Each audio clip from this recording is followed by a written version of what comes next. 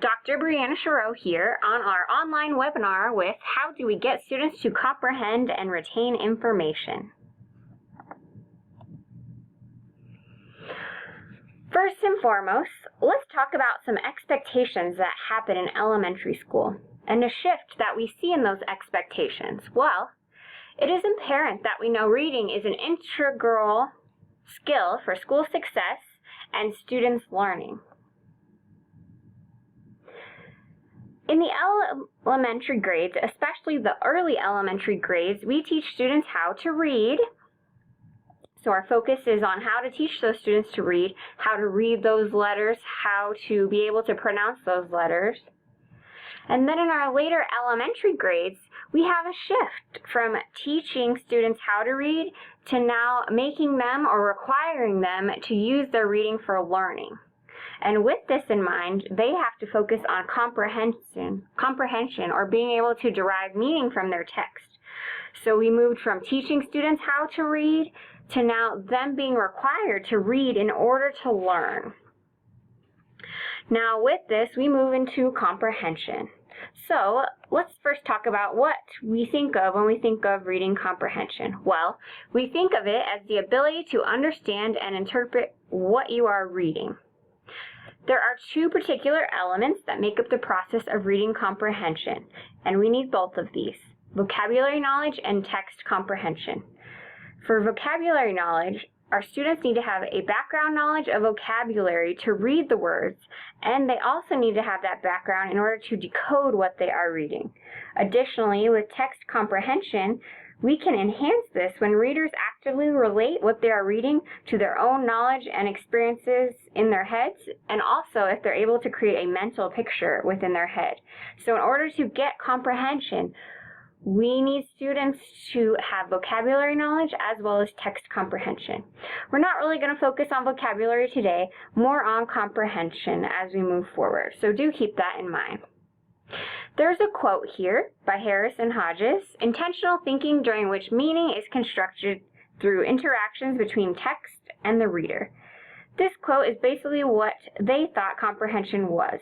So with this quote, essentially this means that readers derive meaning from text when they engage in intentional problem solving and thinking processes.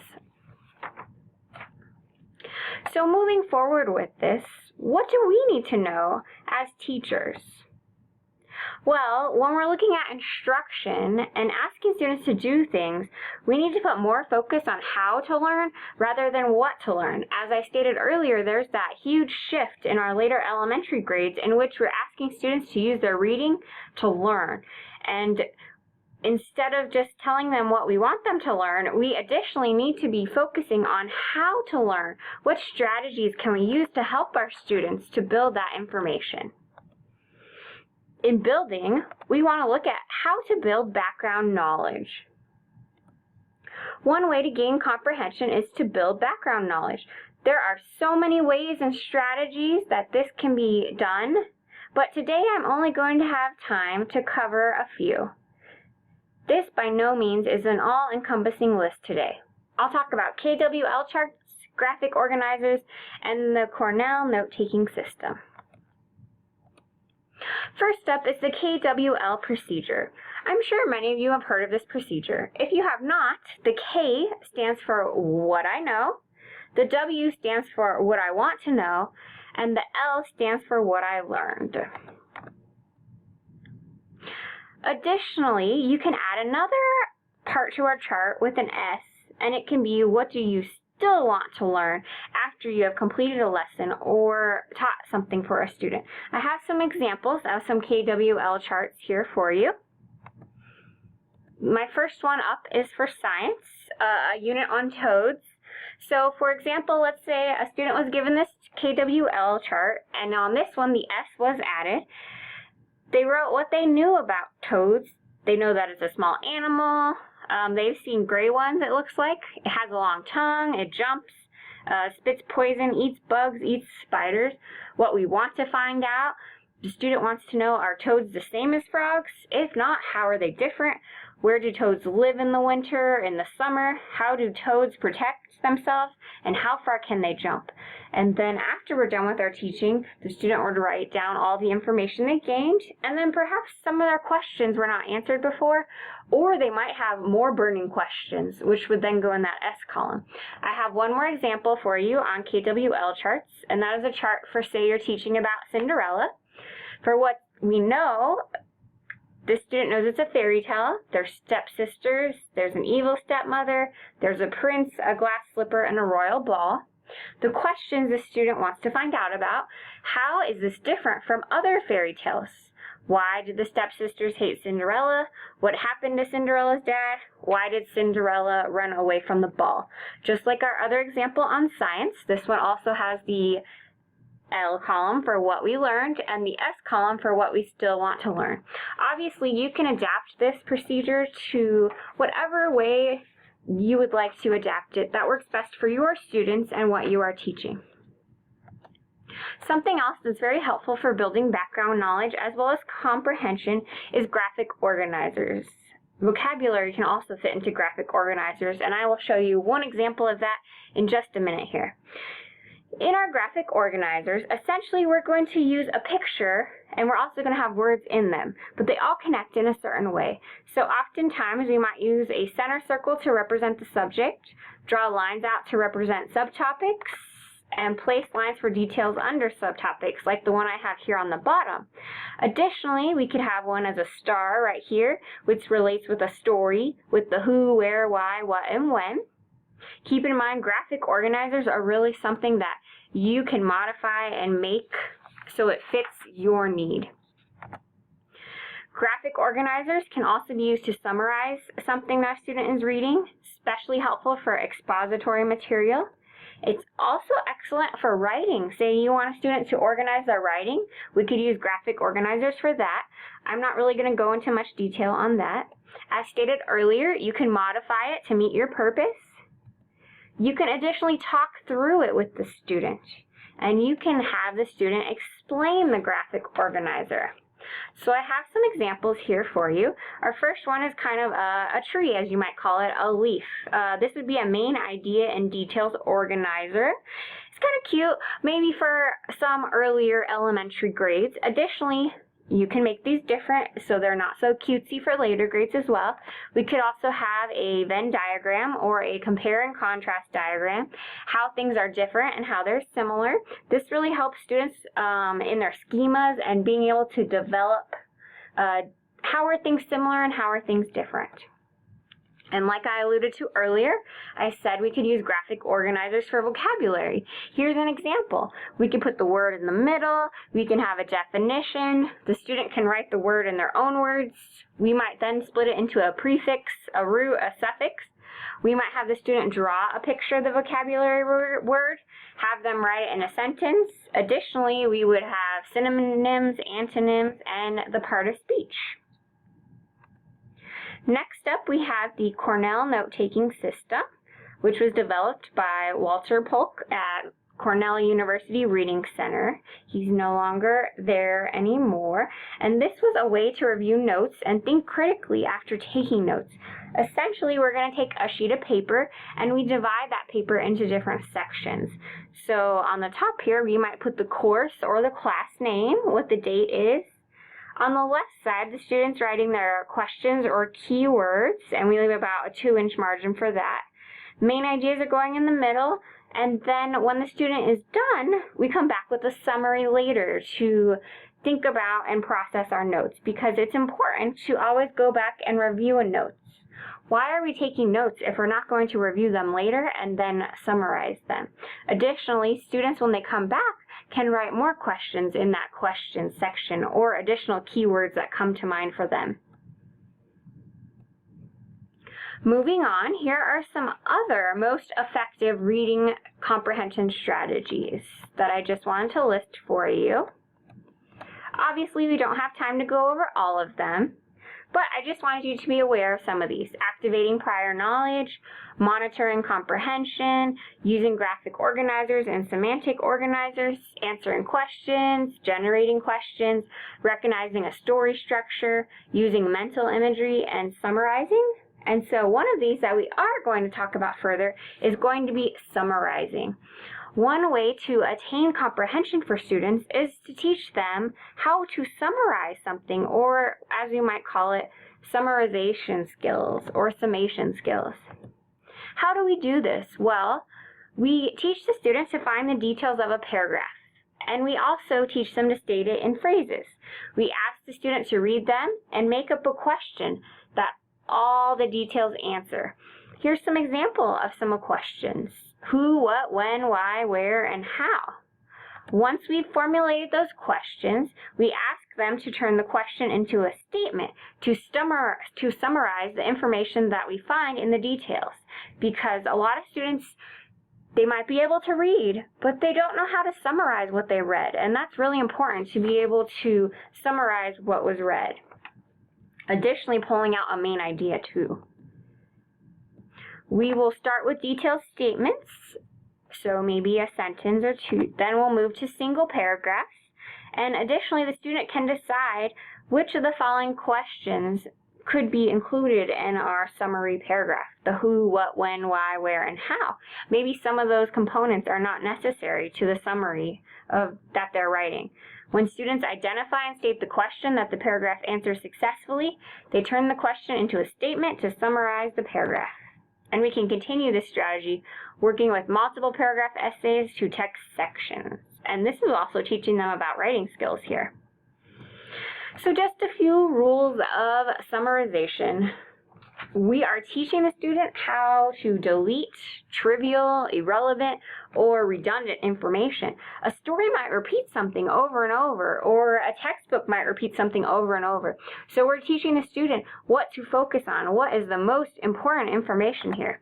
Additionally, we might compose a word to replace members of a category if it gets complicated. If we have a lot of different things going on here, let's say they're reading something about cars or car manuals, and it talks about Toyota, Ford, BMW, we could just say cars is the category. Additionally, as I stated, we want to find and use the main idea too. If not explicitly provided, meaning the story doesn't tell us what the main idea is, the student should be able to construct the main idea on their own, or be able to tell us, what is this about? So, moving on from our comprehension, since I stated there's a shift in learning to where we go to comprehension, I know now you're probably wondering, how do I increase learner retention? Well, one way in order to do this is something called chunking. And so, first let me back up a little here. I went a little too fast. Retention. Well, retention is the continued possession or holding on to something. How do we do that? And how do we ensure that our students are able to do that? Because obviously, if we present them with all information at once, they're going to be really overwhelmed. Humans can generally only hold 7 items, plus or minus 2. That's why phone numbers are 7 numbers usually in working memory. But now we have cell phones and we have speed dial, and we don't actually have to memorize the numbers unless we want to. Additionally, we can increase this number of items we can hold if we chunk the information. So, one way to increase learner retention is to chunk our information. What is chunking? Well, chunking is breaking information into smaller, manageable parts. Think about a puzzle. We don't just throw the puzzle out and somehow magically put all the pieces together, do we? Well, if you do, then you're magic and you have magical skills. But most of us go piece by piece with the puzzle. This is the same with learner retention and information. As a teacher, you want to make sure you're breaking the pieces apart so the student can put them back together into understandable parts. And research supports the neurobiological concepts of chunking, breaking information into smaller pieces in order to enable increased retention. Science shows that people remember more information more effectively when it is broken up into small units of meaningful information that are presented sequentially. So that's important. Chunk your information and present it in a correct or certain order. Now, you're probably thinking, chunking sounds like such a great idea, but I have no idea how I might go about doing that for my students. Well, I have some examples for you. My first example is stand up, sit down. The teacher shares a true or false statement and asks students to stand if they believe it to be true or remain seated if they believe it to be false. Teacher can call on several students to justify their responses. Students could also find a partner with the opposite viewpoint and attempt to change their mind. So the point of chunking activities here is to get the students up and moving sometimes, and additionally to get them talking about a topic or subject. This should happen throughout your lesson. You want to make sure you're doing this sequentially and don't have, say, all of these that I'm going to show you at once. Say maybe you want to give a student 5 minutes of information and then have a chunking activity, or 10 minutes of information and have a chunking activity. Of course, that also depends on what grade level you are teaching. Then we have draw an image. While reading a story, the teacher pauses at certain times and asks students to draw what they are visualizing about the story. So this really helps with that comprehension I talked about earlier, and how if a student can visualize what they are reading. Students may then be asked to share with a partner or the whole class. Once the story is complete, the teacher may ask students to write captions under their drawings about what they were visualizing. Next up, we have What Do You Know? For this, you as a teacher would pose a multiple choice question to students, with the answer choices carefully crafted in order to include common misconceptions. Students discuss their response with peers, being able to explain their answer. The teacher circulates around. You're kind of eavesdropping on them, listening to conversations, getting a picture of how their understanding is and their content, and then you can come back and discuss quickly as a class. We have that group summary statement, so we're continuing to work with that summarization. Together, students discuss the content shared in the preceding chunk, so whatever you taught before. Student A might write a summary sentence on a piece of paper about that section, then another chunk would be delivered, and then it's discussed. Then student B would write another sentence. The summary statement continues to develop in this fashion until the end of the lesson. Groups are then asked to share out their statements to the whole class. So within this, each student is contributing and writing a sentence to our summary statement. That's why it's a group summary statement. Then research has shown that making predictions is very helpful for students. We want them to make predictions about what might happen next. Predictions can also be recorded. As the story progresses, predictions are revisited and revised as needed, because they might get additional information, obviously. And something I really like is response cards, as I have over here on the right side of the slide.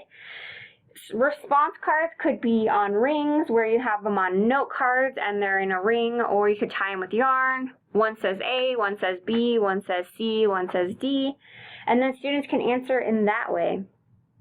Or it can just be a simple sheet of paper in which there's an A, B, C, or D on it, as I have here, and then they fold it to get to that answer. And this can be an assessment. As you're doing it, you hold up questions and see if the students can answer the questions and pick from a multiple choice question.